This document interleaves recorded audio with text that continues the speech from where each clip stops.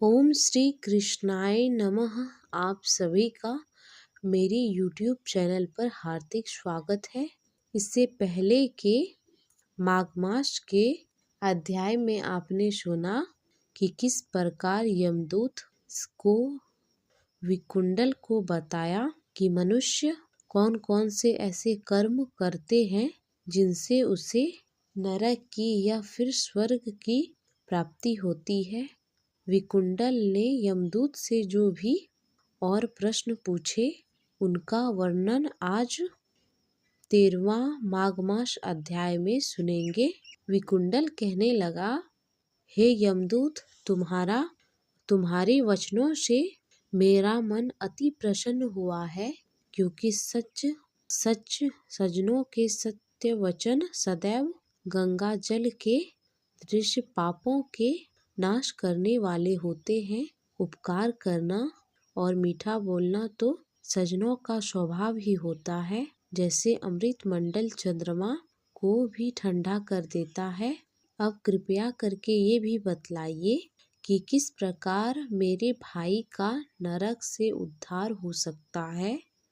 विकुंडल की बात सुनकर यमदूत कुछ देर के लिए विचार करने के बाद मित्रता रूपी शब्द से बोला कि हे वैश्य, यदि तुम अपने भाई के लिए स्वर्ग की कामना करते हो तो जल्दी ही अपने 8 जन्म के पुण्य फल उसके निमित्त अर्पण कर दो।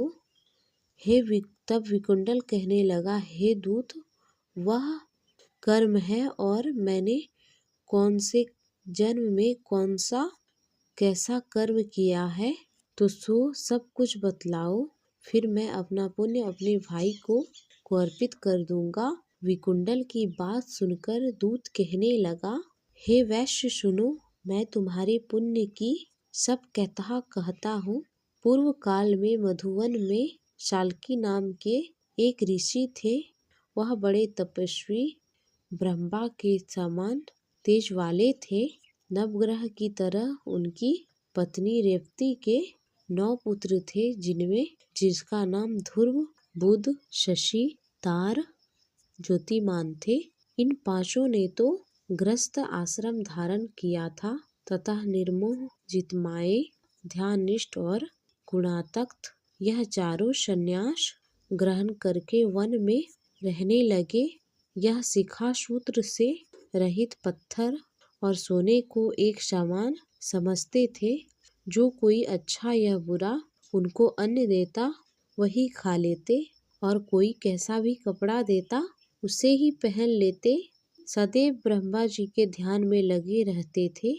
इन चारों ने व्रत, निद्रा और सबको जीत लिया था। बस चर अचर को विष्णु लोक समझते हुए मौन धारण करके संसार में विचरण करते थे। यह चारों महात्मा जब एक बार तुम्हारे घर आए, तब तुमने मध्याह्न के समय इन भूखे प्यासे साधुओं को अपने घर के आंगन में देखकर तो तुमने गदगद कंठ से आंखों में आंसू भरकर इनको नमस्कार किया और इनका बड़ा आदर सम्मान किया।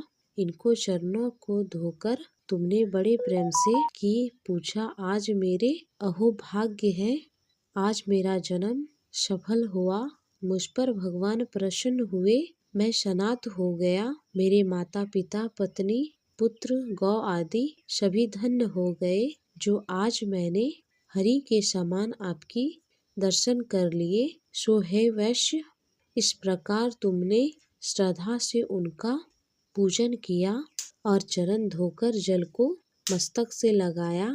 फिर विधि पूर्वक इनका पूजन करके तुमने इन सन्यासियों को भोजन भी कराया। इन सन्यासियों ने भोजन ग्रहण करके रात को तुम्हारे घर में ही विश्राम किया और फिर ब्रह्मा के ध्यान में लीन हो गए। इन सन्यासियों के सत्कार से जो पुण्य तुम्हें मिला, सो मैं भी कहने में असमर्थ हूँ, क्योंकि सब पूतों में प्राणी ही सर्वश्रेष्ठ है। प्राणियों में बुद्धि, बुद्धि वालों में मनुष्य, मनुष्यों में ब्राह्मण, विद्वानों में पुण्यात्मा, पुण्यात्मा में ब्रह्म ज्ञान सर्वश्रेष्ठ होते हैं, ऐसे ही उनके संगति से ही बड़े बड़े पाप भी नष्ट हो जाते हैं। और यह पुण्य तुमने अपने 8 जन्म में किया था। सो यदि तुम अपने भाई को नरक से मुक्ति दिलाना चाहते हो तो यह पुण्य अपने भाई को दे दो। सो दूत ऐसे वाक्य सुनकर विकुंडल ने बड़े प्रसन्न मन से अपना पुण्य अपना भाई विकुंडल को दे दिया और वह नरक से मुक्त हो गया। तब दोनों भाई देवताओं से पूजित किए गए। तब दूत भी अपने स्थान को वापस चला गया। इस प्रकार वैश्य के पुत्र विकुंडल ने अपना पुण्य अपने भाई को दे दिया, उसे नरक की यातना से मुक्त करवा दिया।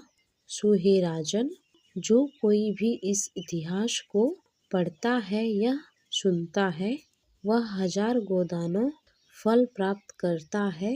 हरे कृष्णा। आज माघ मास महात्म का 13वां अध्याय समाप्त हुआ। इसके अगली वीडियो में आप सुनेंगे माघ मास के 14वें अध्याय का